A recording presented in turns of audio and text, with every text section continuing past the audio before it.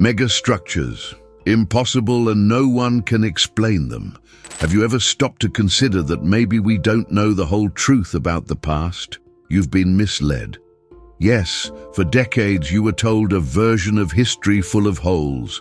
We've been led to believe that ancient peoples were primitive, incapable of great achievements.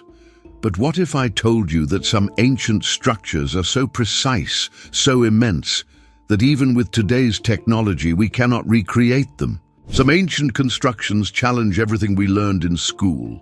How did supposedly primitive peoples build massive walls, move stones weighing hundreds of tons, and create structures so perfect that even with our modern tools, we struggle to replicate them?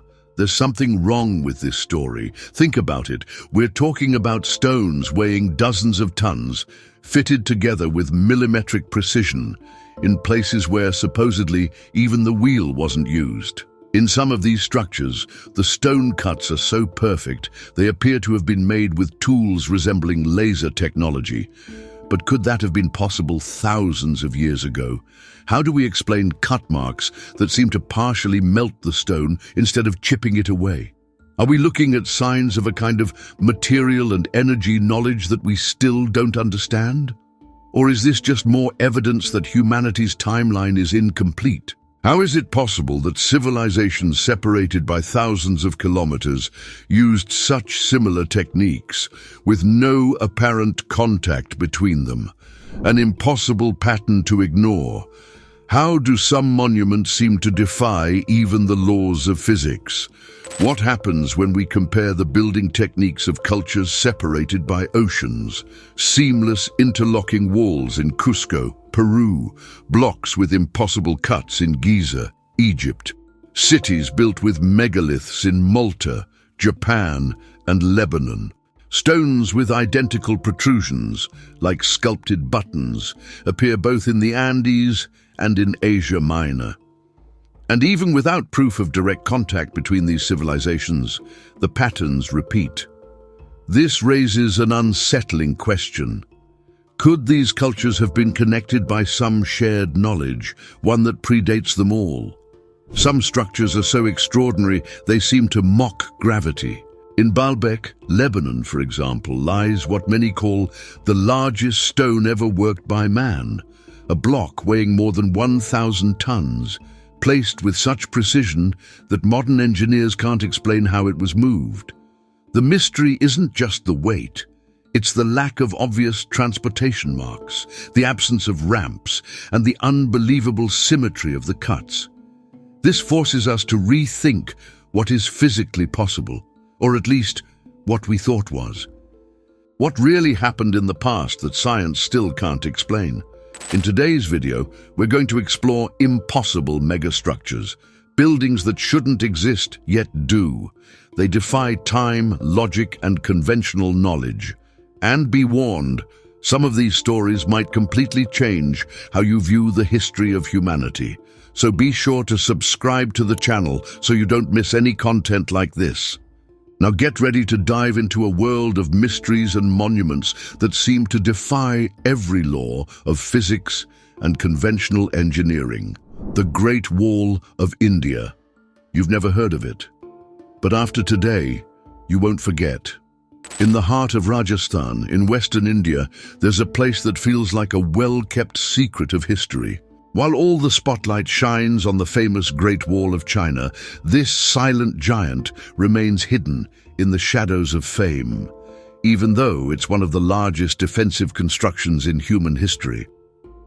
We're talking about the wall surrounding the Kumbhalgarh fort, a fortress that defies time and invites us to look beyond the obvious. Surrounded by the dry, rocky hills of the Aravalli Range, in a landscape of sparse vegetation and arid climate, the Kumbhalgarh Wall doesn't just impress, it intimidates, as if it rose from the earth itself to remind us that it was once nearly impenetrable. With more than 80 kilometers in length, this wall snakes through the mountains like a stone spine, adapting to the terrain with an almost organic fluidity. Watchtowers, bastions, and colossal gates appear along the way, 7 of them, according to reports, equipped with drawbridges and ingenious defense systems. In some sections, the wall reaches 15 meters in height, built with massive stone blocks, fitted with a precision that borders on hypnotic.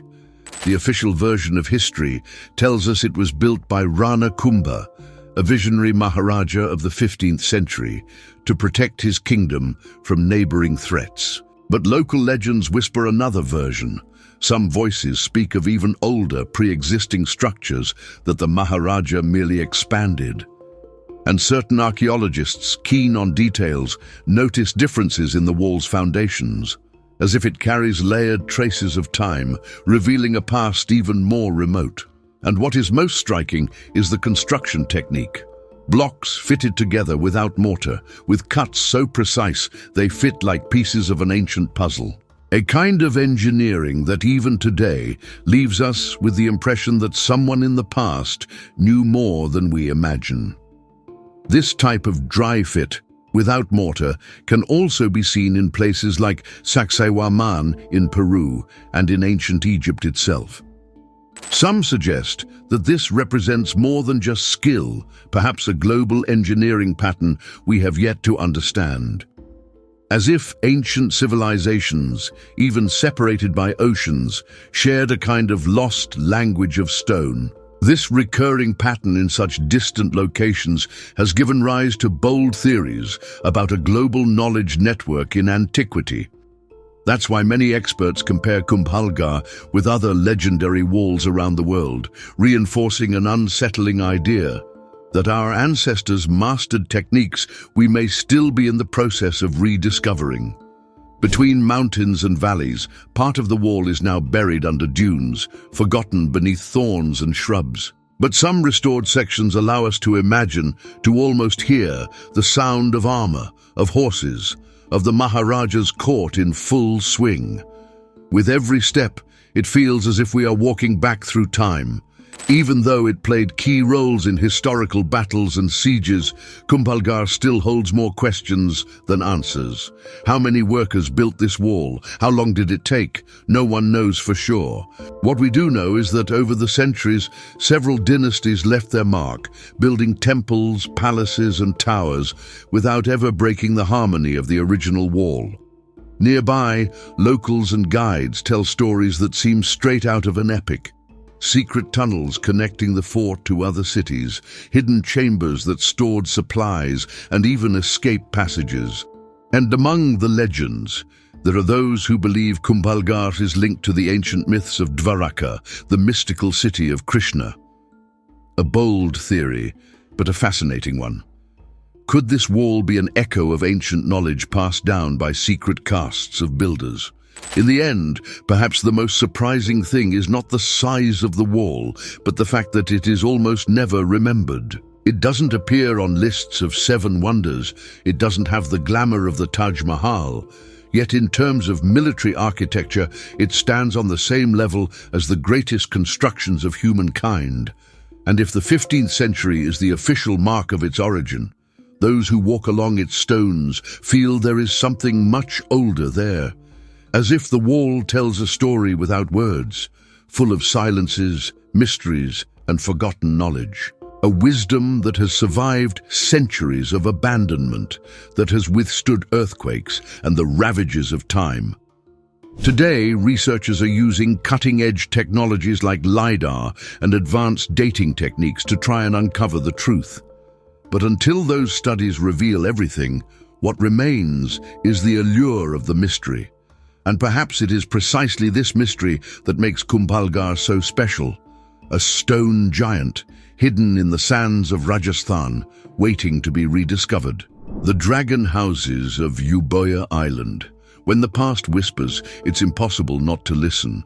On the mystical Greek island of Euboea, there is a kind of ruin that defies logic and ignites the imagination of anyone daring enough to explore it.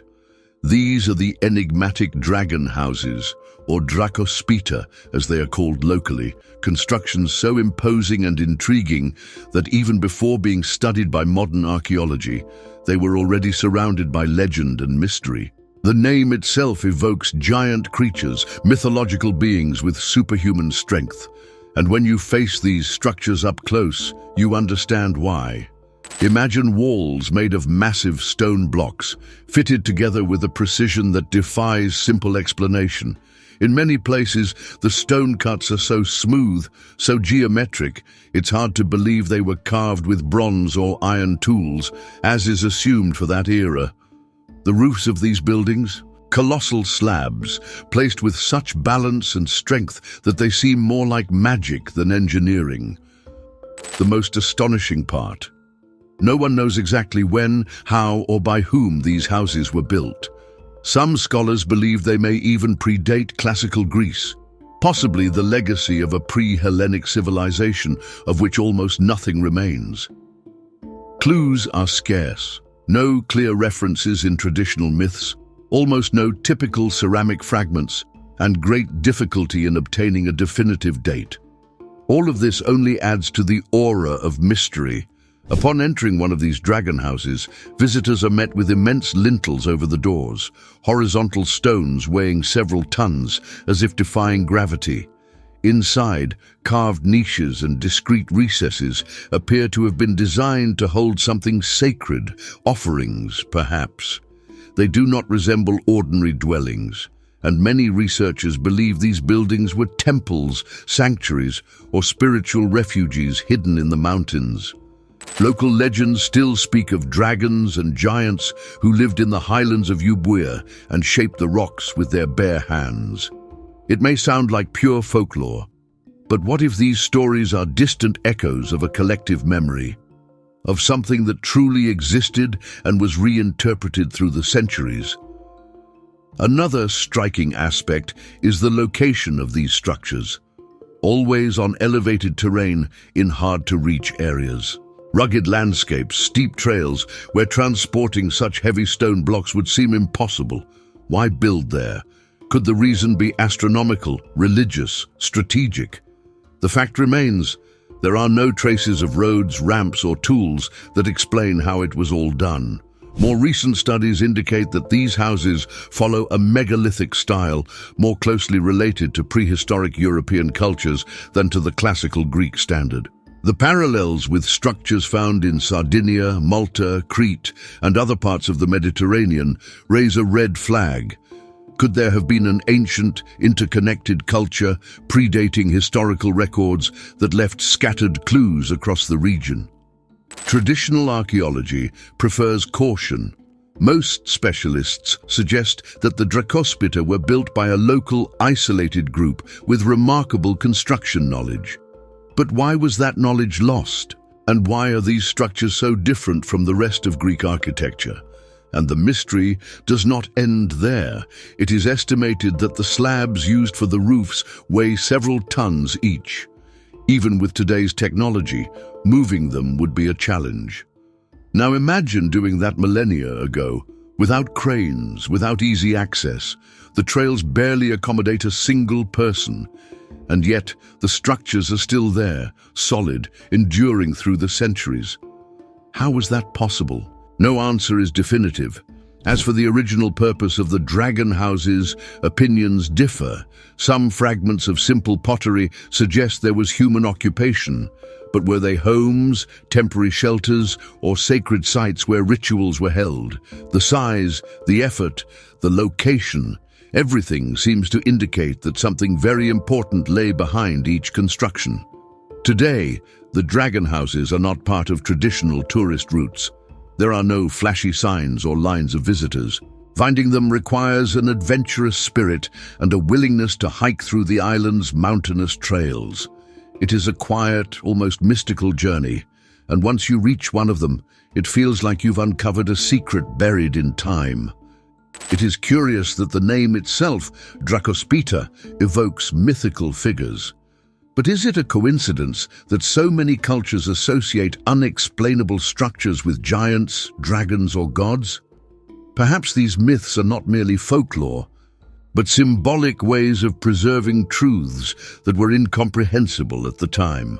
And when so many different peoples speak of the same colossal beings, of the same titanic construction techniques, could we be facing something more than mere coincidence? There they stand, unmoving, imposing, challenging logic, archaeology, and even imagination. They are like stone portals to a forgotten past, built by hands we can no longer name. And that is precisely what makes them so fascinating. It's not just what we know about them, it's everything we still don't know. The Temple of Borobudur, a mountain of stone, an enigma among the clouds. On the island of Java, in Indonesia, there is a place where stone speaks. That is where Borobudur rises, the largest Buddhist temple in the world. Not just a landmark of faith, but also one of the greatest architectural mysteries of humankind. Built between the 8th and 9th centuries under the Sailendra dynasty, Borobudur is as awe-inspiring in its beauty as it is in its mystery. How was it possible to construct something so grand, with such precision at that time? What is known for certain is that its history began in splendor and was mysteriously interrupted. The temple was abandoned shortly after its completion and remained covered in ash and vegetation for centuries, until its rediscovery in the 19th century. What happened during that time remains shrouded in mystery, but what truly sets Borobudur apart goes beyond its origin. Seen from above, the structure takes the form of a three-dimensional mandala, a sacred representation of the universe in Buddhism. Square platforms overlap, gradually transitioning into circular platforms as one ascends the levels, a visual and symbolic journey toward nirvana. Each tier is decorated with thousands of meticulously carved reliefs, statues of Buddha in various postures, and small perforated stupas that enshrine sacred images within. The temple is at once an artistic masterpiece, a spiritual path, and an architectural puzzle that continues to intrigue scholars. One of the most remarkable surprises lies in how it was all built. No mortar, no cement, just stone on stone. Volcanic blocks so precisely carved that they hold together firmly by weight alone. Like a giant stone jigsaw puzzle, every piece seems to have been measured to perfection, and even after countless earthquakes and tropical rains, the structure remains almost entirely intact. To build this marvel, about 55,000 cubic meters of stone were used. But how was all that material transported and assembled in a mountainous region, without cranes, without machines? Official theories speak of ramps, hundreds of laborers, and precise logistics. Yet some believe that the techniques involved may have been lost to time, suggesting a level of knowledge more advanced than we can imagine. And how can we explain its early abandonment? Was it a volcanic eruption, a political shift, a cultural collapse? No theory has been fully confirmed. The temple faded into oblivion, swallowed by the ashes of nearby volcanoes and tropical jungles, until, centuries later, Thomas Stamford Raffles, then the British governor, heard rumors about a hill with hidden sculptures and decided to investigate. The 19th century revival of Borobudur brought back its splendor, but not its secrets. Some scholars believe the temple may have been more than a place of worship, a stone book in which each layer teaches an aspect of Buddhist philosophy, guiding the devotee on a symbolic journey toward enlightenment. Other researchers explore possible astronomical alignments, suggesting the temple may mark important dates on the Buddhist calendar. There are also those who wonder whether pre-Buddhist influences are concealed in its design, revealing layers of meaning that go back to even older traditions. And the surprises don't stop there. During excavations and restorations, hidden layers and reliefs covered by later constructions were uncovered. Why were these images concealed? A shift in belief, a reinterpretation of the temple, or traces of another people, another story, quietly absorbed into the structure. Climbing Borobudur is like scaling a symbolic mountain. Each level represents a stage of purification, culminating at the top. where the great central stupa rests, the ultimate symbol of nirvana. The experience is physical, spiritual, and deeply emotional. Today, millions of visitors walk through this sacred labyrinth, but few leave with answers. Borobudur remains shrouded in mist, not just the kind that blankets Java at dawn, but the mist of time and forgetting. Every stone carries a message, every sculpture an intention, and perhaps every silence echoes a knowledge we have yet to decipher. Borobudur invites a profound reflection. Were we once wiser than we are today? This wisdom, often referred to as ancestral knowledge, may not have been recorded in books, but in stones, in sacred proportions, in alignments with the stars. Ancient cultures knew what they were doing, even if today we lack the right vocabulary to understand it. Borobudur, with its cosmic geometry, seems more like a library of symbols than merely a temple. And what if the stones tell stories we haven't yet learned how to read? The Belevi Mausoleum, a tomb or a forgotten echo of something much older. In the hills of western Turkey, not far from the famed ruins of Ephesus, stands a structure that rarely receives the attention it deserves, the enigmatic Belevi Mausoleum. At first glance, it might seem like just another legacy of the Hellenistic period, a stone tomb built to honor a local king. But a closer look raises questions that challenge traditional explanations. The structure, imposing and square, is built with massive stone blocks, some so large they resemble construction techniques used in faraway regions like Egypt, and even the mysterious stone fortresses of Peru. One striking detail is apparent from the start. The base of the mausoleum was carved directly into the bedrock. Instead of being built upon the ground, the builders excavated the living stone, leveled the terrain, and integrated the foundation into the natural landscape. This required not just strength, but a remarkable level of planning and engineering, especially for a structure attributed to the classical antiquity. And the interior of the monument raises even more questions. A chamber shaped like a small pyramid, entirely atypical for Greek architecture in the region. Are we truly looking at a mausoleum? Or was this site a much older ceremonial center, later repurposed? Some researchers suggest Egyptian influences brought by architects from the Hellenistic diaspora, but others go further, pointing to similarities with construction techniques seen in limestone temples in Egypt and in fortresses like Sacsayhuaman or Ollantaytambo in the Andes. The connection may sound far-fetched, but certain details are hard to ignore. Among them, the so-called quarry nipples, small protrusions deliberately left on the blocks, probably to allow ropes to lift them. This detail appears across different cultures, separated by oceans and millennia. Coincidence, mutual influence, or a trace of a common ancestral knowledge shared in ways we have yet to understand. The similarities in construction styles across such distant regions fuel bold theories. Some speak of mother civilizations, others of transoceanic contacts in antiquity. Although mainstream archaeology rejects these ideas, there is a subtle consensus. Something about Belevi doesn't quite fit the puzzle of known history.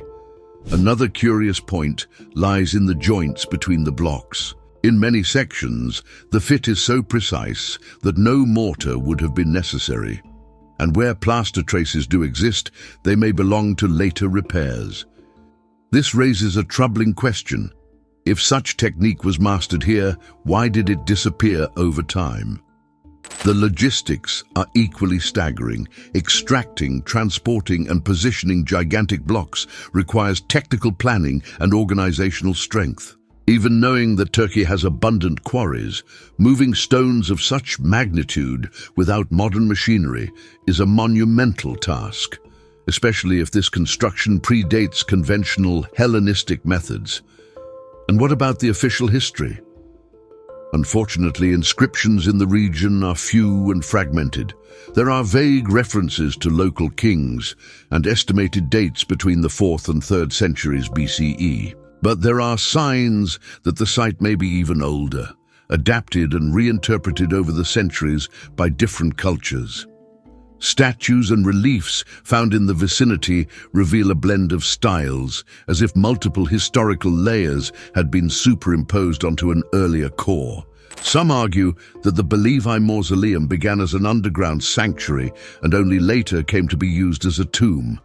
And the most curious detail, the internal pyramidal chamber, might not be a coincidence. After all, pyramids were built in various parts of the world, in Egypt, Nubia, China, and Mesoamerica, but they are rare, almost non-existent, on Turkish soil. So why does this element appear there? Perhaps it is time we questioned a trend in traditional archaeology, the tendency to label as Hellenistic anything that escapes clear interpretation. But what if we are facing something much older? A legacy built even before the rise of Greek civilization, preserved for centuries and adapted by successive peoples. Among the few visitors who make it to the site, many describe a quiet, almost supernatural atmosphere. While Ephesus draws crowds with its well-organized ruins and informative signs, Belevi remains isolated, enigmatic, as if guarding a secret too ancient to be revealed all at once. In the end, the Belevi Mausoleum is not limited to what the books say about it. It is a structure that seems to contain hidden layers, both physical and symbolic, and each carved block, each precise joint, each stone nipple invites us to rethink what we truly know about the past. Perhaps that is the beauty of Belevi. It is not merely a funerary monument, it is a whisper from a history we are only just beginning to hear. Por-Bajin, a fortress in the ice, or a forgotten echo from another era. In the frozen vastness of Siberia, where the cold reaches extreme levels and the landscape seems untouched by time, a solitary island rises from the middle of Lake Terekol. There, shrouded in mist and silence, stands a structure that defies logic and the official chronology, Por-Bajin. From a distance, its rectangular walls seem to rise from the water like an enigma hardened by time. And the closer we get, the more we realize. This fortress does not fit into easy answers. The most widely accepted dating points to the 8th or 9th centuries, possibly linked to the Uyghur Khaganate, a Turkic origin civilization that ruled parts of Central Asia. However, the evidence at Por-Bajin does not align perfectly with what is known about Uyghur constructions. What we see there are courtyards, corridors, a possible central chamber, but no heating systems. In the heart of Siberia, where ice dominates most of the year, how could anyone live there without ovens or fireplaces? One hypothesis suggests that Por-Bajin was merely a summer retreat for elites or a spiritual center used in milder seasons. But others propose that its origins are much older, from a time when Siberia's climate was radically different. Some studies point to climate cycles that in the past transformed frozen landscapes into green, habitable regions. The structure, measuring approximately 215 meters by 162 meters, follows an almost perfect rectangular layout. Its walls, up to 12 meters high, enclose internal subdivisions that resemble religious or monastic complexes. Some argue that Por-Bajin may have been a Buddhist monastery influenced by the cultural roots of the time, but there is no definitive evidence, no statue, no altar, no artifact that proves religious use. And then another question arises: why build such a fortress on a remote island over 1,300 meters above sea level? The location seems strategic, isolated, difficult to reach. Was it connected to defensive purposes? Was it a sacred sanctuary, untouched by wars and invasions? But if it was designed as a military structure, where are the signs of battle? Where are the weapons? Excavations so far have revealed nothing of the kind. The lack of historical records only deepens the mystery. Por-Bajin does not clearly appear in Chinese, Russian, or Mongolian documents from the time. Its current name, in fact, comes from a local term that may mean clay house, although the structure cleverly combines stone and wood. The absence of written sources and the geographic isolation allowed this place to escape history's radar for centuries. Even more intriguing is the abandonment. Something happened there. Traces of fire were found in parts of the structure, but what caused the flames? An attack? An accident? A final ritual? No one knows for sure. What is known is that Por-Bajin was suddenly left behind, as if time had frozen a decision. And the more we investigate, the more questions arise. Why would a nomadic people, as the Uyghurs were, build something so elaborate and permanent? Some experts have even suggested it could have been an astronomical observatory, given the alignment of certain walls with cardinal points. Other theories point to a ceremonial purpose, with pilgrims traveling there on specific dates in the lunar or spiritual calendar. Por-Bajin does not behave like the rest of Siberia's historical landscape. Its meticulous design, precise geometry, and air of isolation, all of it evokes those archaeological sites that seem out of place and out of time. Some dare to say that perhaps Por-Bajin is much older than we imagine, built by an earlier civilization and later repurposed by others. But in the absence of records, all that remains are traces and silence. Today, the fortress remains virtually untouched, cold, empty, forgotten, and absolute. It represents more than an archaeological challenge. It is a reminder of how many chapters of our history might be hidden in distant places, waiting for the right technology and the right eyes to be uncovered. At its core, Por-Bajin is not merely an abandoned structure. It is a colossal question carved in stone, echoing across the frozen waters of a remote lake. Who built this? Why? And what happened there that time has kept from us? Kuélap, the fortress in the clouds that defies time and logic. In the northern Andes of Peru, where mist dances among steep mountains and silence seems to guard ancestral secrets, there lies a citadel that defies all expectations. Its name is Kuélap, an archaeological gem wrapped in mystery, altitude, and colossal stone walls. It feels as though time has paused up there, shielding a story we have yet to fully decipher. This immense fortification is attributed to the Chachapoya people, whom the Incas called the people of the clouds, perhaps because they lived so high up, or because so much about them remains out of reach. The citadel sits over 3,000 meters above sea level and is surrounded by massive walls reaching up to 20 meters in height, protecting an area of approximately 65,000 square meters. Passing through the narrow stone gates, visitors encounter the foundations of more than 400 circular structures, scattered among patios, ceremonial chambers, and buildings that may have served as temples. Everything was built using large limestone blocks, fitted with remarkable precision. Despite over 1,000 years of Andean rain and wind, the walls still stand, like stone sentinels refusing to be forgotten. The most widely accepted theory among archaeologists is that Kuélap was built between the 6th and 16th centuries, before the Incas conquered the region. But that timeline is far from settled. Some believe Kuélap's foundation could be much older, perhaps between 1,500 and 2,000 years ago. Certain construction techniques resemble pre-Inca Andean traditions, opening the door to many questions. Kuélap has been nicknamed the Machu Picchu of the North. But while tempting, that comparison overlooks its uniqueness. Unlike the Incas' rectangular constructions, circular forms prevail here. And in contrast to Machu Picchu's agricultural terraces, Kuélap's continuous wall appears to have been built for defense and isolation. But how did they transport so many stone blocks to such a high and remote location?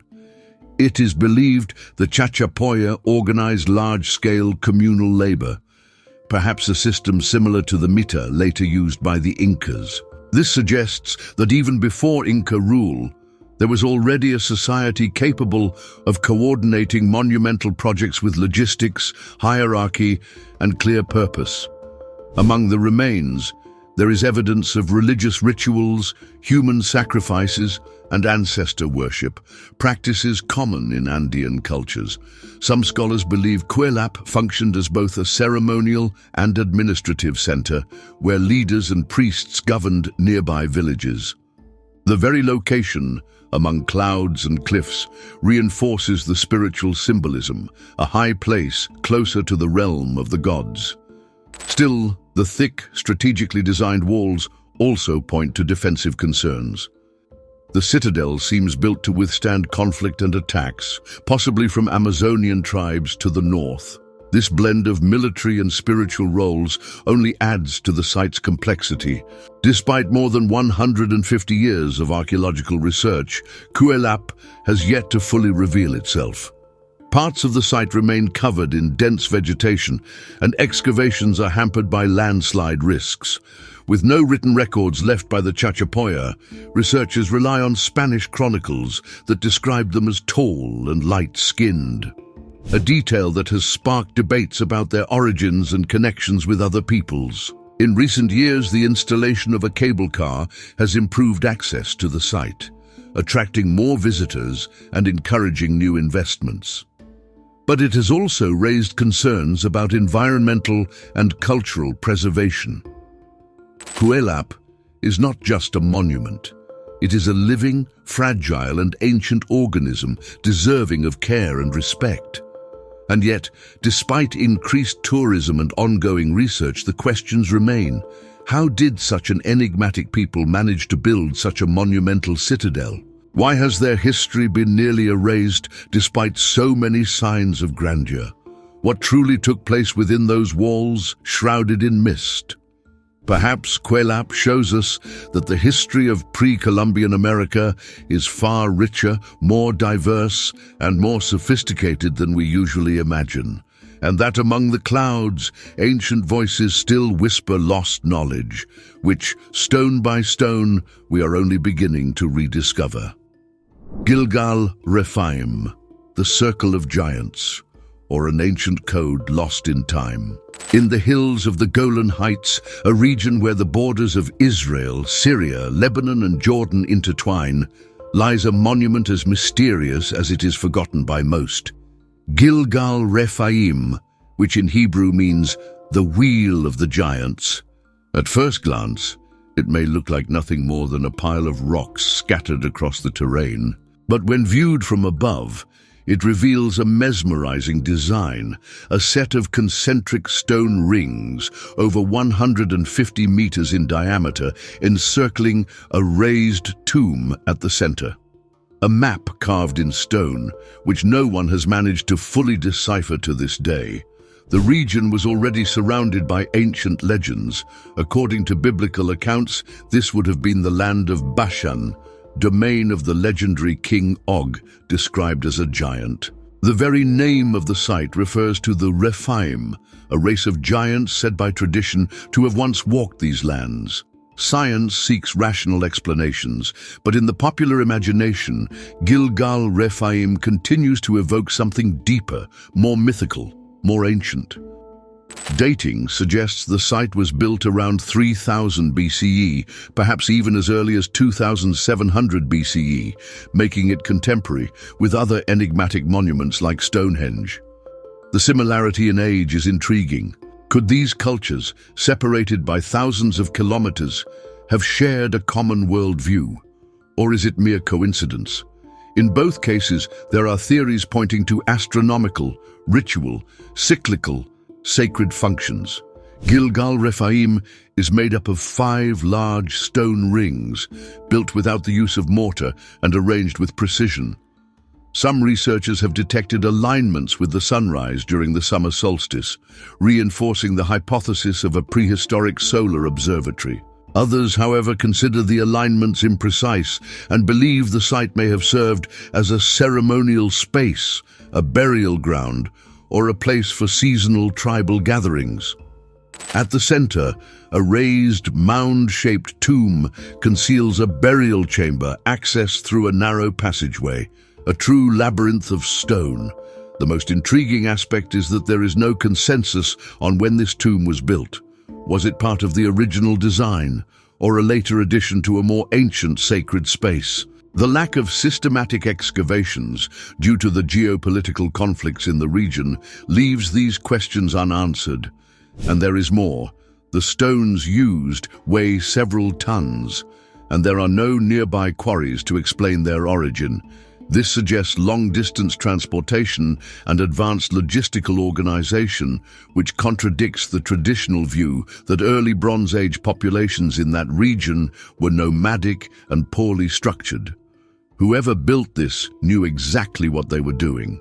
Some scholars speculate that the site may have been a center for fertility rituals, where tribes gathered for ceremonies tied to the cycles of nature.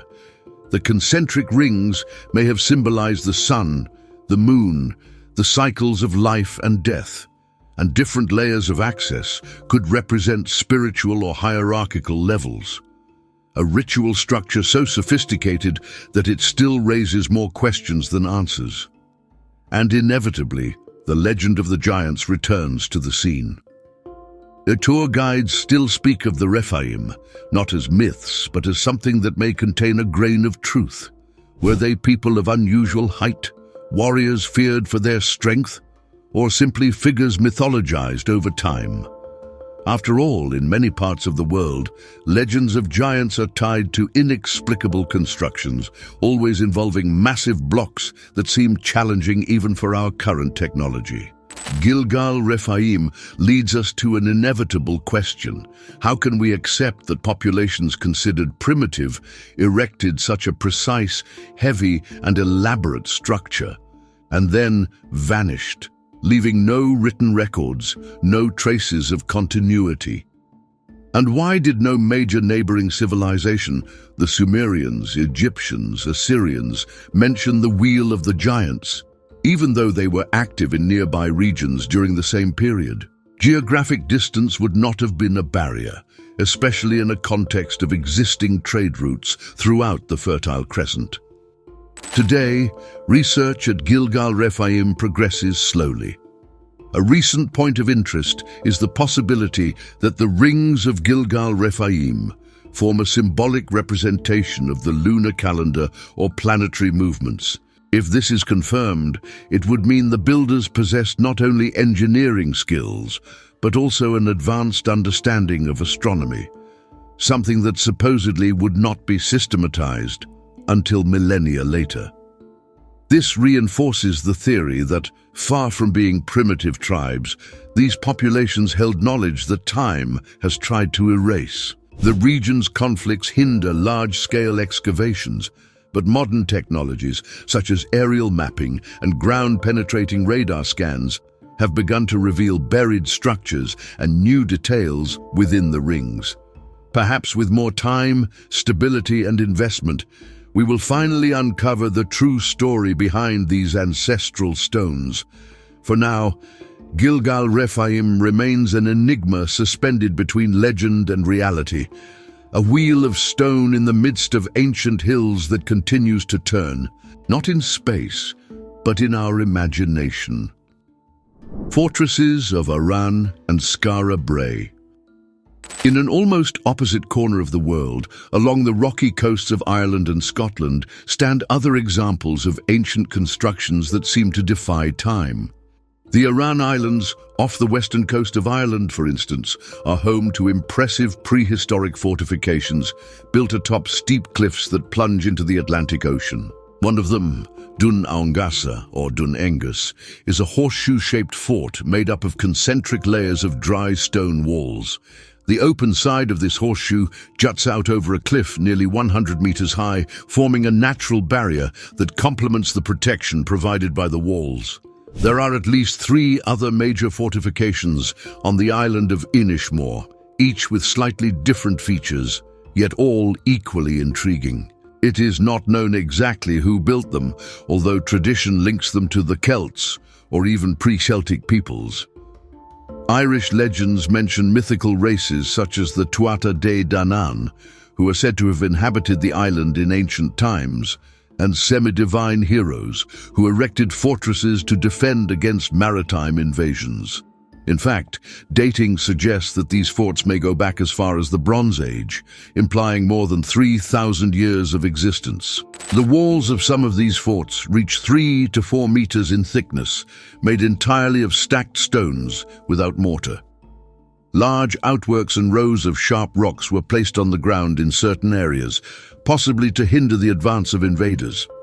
All of this was done on an island with scarce natural resources, requiring that the stones be carefully selected and transported.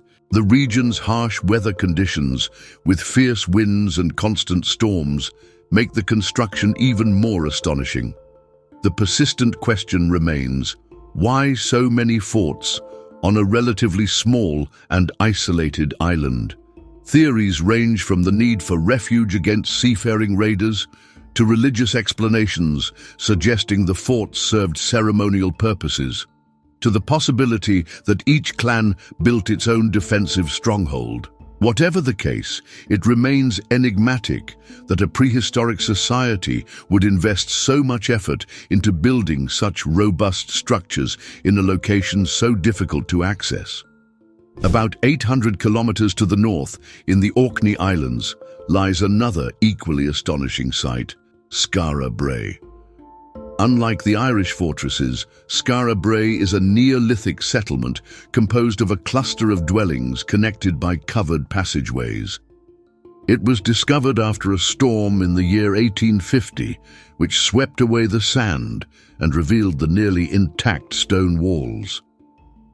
Dating indicates that the site was inhabited between approximately 3100 BCE and 2500 BCE, making it one of the oldest and best preserved villages in all of Europe. The sophistication of Skara Brae is striking. The houses include stone furnishings such as beds, shelves and storage containers, all built into the very architecture. There is also a primitive plumbing system, pointing to internal toilets or latrines. This suggests a level of advanced social organization for the Neolithic period. Indeed, when compared to other European sites from the same era, the Scottish village stands out for its preservation and the evidence of a minimally complex culture involving the exchange of goods and possibly even ornaments. The question is, how did people living on a harsh island 5,000 years ago manage to design such a functional settlement? There are no written records, so archaeology relies on artifacts and patterns of stoneware to infer daily life. Arrowheads, bone tools, and finely crafted pottery have been found, indicating a subsistence lifestyle based on fishing, hunting, and limited agriculture. Yet even so, the construction of interconnected homes through passageways is highly unusual for that time. Some speculate that the inhabitants of Skara Brae may have been influenced by other maritime cultures of the North Atlantic, perhaps maintaining contact with other islands or the European coast. After all, despite its apparent isolation, maritime routes already existed in prehistoric times, and populations of fishers and sailors could have exchanged ideas and building techniques. However, the particularities of Skara Brae, such as the architectural uniformity, may also point to a cohesive and resourceful community that developed unique solutions for its harsh environment. Both the fortresses of the Aran Islands and the Neolithic settlement of Skara Brae illustrate how different societies in different eras found ways to construct lasting and surprisingly modern buildings within their respective contexts. Whether massive defensive walls perched on cliffs or small stone houses with rudimentary bathrooms, each reflects a level of technical and organizational knowledge that, at first glance, might seem out of reach for so-called primitive peoples. These sites also show how, even in marginal or remote areas, human ingenuity managed to create functional structures that have withstood the passage of millennia, challenging our assumptions about prehistoric life as being dominated by nomadic, unstructured existence. What else might lie buried or eroded by Atlantic winds, waiting to be uncovered by chance or by the persistence of curious researchers? As with other such discoveries, the partial preservation of these structures reminds us that the line separating the possible from the impossible is often drawn by the limitations of our own historical perspective. When one mentally traces this circle of megastructures, from the Great Wall of India to the dragon houses of Euboea, passing through the Borobudur temple, the Belevi Mausoleum, the solitary fortresses of Por-Bajin in Siberia, the Cyclopean walls of Kuélap in the Andes, the Gilgal Refaim in the Golan Heights, and the remote fortifications of the Aran Islands and the Skara settlement, the inevitable conclusion is that human history is far more nuanced than what is typically presented in textbooks. Perhaps the greatest mystery lies in how our ancestors repeatedly managed to overcome seemingly insurmountable obstacles. This does not require abandoning rational explanations or attributing everything to superhuman or alien forces, although some people do believe in them. It is enough to recognize that even without cranes, steam engines, electricity, or computers, ancient civilizations developed methods and technologies that are barely understood today, yet were highly effective in their context. The forgotten megastructure in Brazil. What if I told you that there are also mysterious megastructures in Brazil? In the Amazon, archaeologists have uncovered giant geoglyphs, perfectly symmetrical geometric structures made with compacted earth, dating back over 2,000 years. There are also rumors of stone ruins in the most remote regions of the forest, mentioned by explorers such as Colonel Fawcett, who vanished while searching for the legendary City Z. Could Brazil also hold a piece of this global puzzle of forgotten civilizations? It is possible that certain knowledge was passed down through generations and then completely lost amid conflicts, migrations, and environmental catastrophes. Peoples may have mastered secrets of stonemasonry, astronomy, surveying, and social organization that once obsolete left no formal record. What remains are monumental stones, astronomical alignments, and buried relics that perplex later generations. In many cases, archaeology has been adding data to the equation, shedding light on parts of the enigma. DNA studies, analysis of food remains, laser mapping of the subsoil, and increasingly accurate dating by radiocarbon or thermoluminescence help bridge some of the gaps. Even so, the picture remains incomplete as time and nature erase traces, documents are lost, and oral accounts become legends. These megastructures also remind us that human creativity and determination can flourish even in the harshest environments. While we live in an age where massive structures are raised by giant machines, it is thought-provoking to consider that millennia ago, without the conveniences we enjoy today, people organized projects of equal or even greater scale, moving enormous stones, carving into bedrock, erecting towers, bridges, or great temples, many of which still stand as monuments to pure tenacity. Throughout this video, we explored some of the most enigmatic megastructures in history, constructions so extraordinary that they continue to puzzle archaeologists, engineers, and historians. From the towering walls of India and Siberia to the monumental temples of Indonesia and the mysterious fortifications of the Mediterranean, one question persists. How were ancient civilizations, without the technological knowledge we possess today, capable of such grand achievements? These structures defy conventional explanations, revealing an architectural sophistication and technical knowledge that seem ahead of their time. Some feature stone blocks weighing dozens or even hundreds of tons, fitted together with a precision that modern methods struggle to replicate. Others show astronomical alignments so precise that only generations of observation and a deep understanding of celestial cycles could account for them. Many scholars seek answers through engineering, geology, and archaeology, while others suggest alternative hypotheses, from the transmission of lost knowledge to still unknown external influences. The fact is that, despite technological advances and new archaeological discoveries, some of these structures continue to challenge modern understanding. And faced with so many monumental constructions, scattered across different parts of the world, separated by oceans and millennia, yet united by a complexity that still eludes us, an inevitable question arises. Do we truly know the history of humanity? Or are we merely interpreting the fragments that survived, while ignoring signs of a past far more advanced than we assume? These megastructures are not merely works of stone. They are silent witnesses to a knowledge that may have been lost, monuments that endure through time, as if trying to tell us something, but only when we are ready to listen. Sound, energy, and vibration. The invisible code of megastructures. And what if we are already listening, quite literally?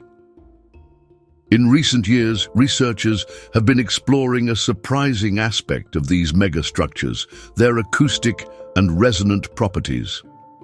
In places like the Great Pyramid of Giza, the internal corridors amplify specific frequencies. In ancient Indian temples, certain chambers reverberate in such a way that the sound seems to vibrate in the bones.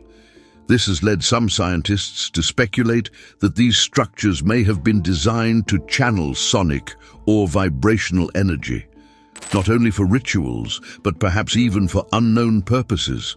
Furthermore, there is evidence of alignments with magnetic and geodesic fields, as if the ancients knew exactly where to build in order to maximize Earth's resonance. Could these constructions be part of an ancient planetary energy system, or just architectural coincidence?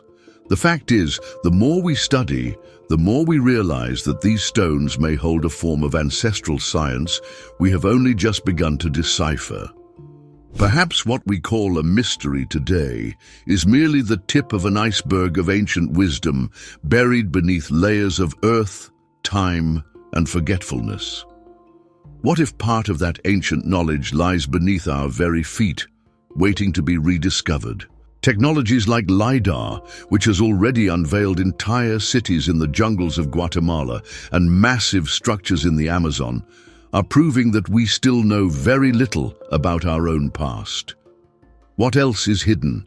In caves, beneath deserts, inside mountains, waiting for the right moment to be revealed. It is up to us, generation after generation, to seek those answers with open minds and a thirst for truth. If you also feel there is something much greater behind the official version of history, make sure to subscribe to the channel.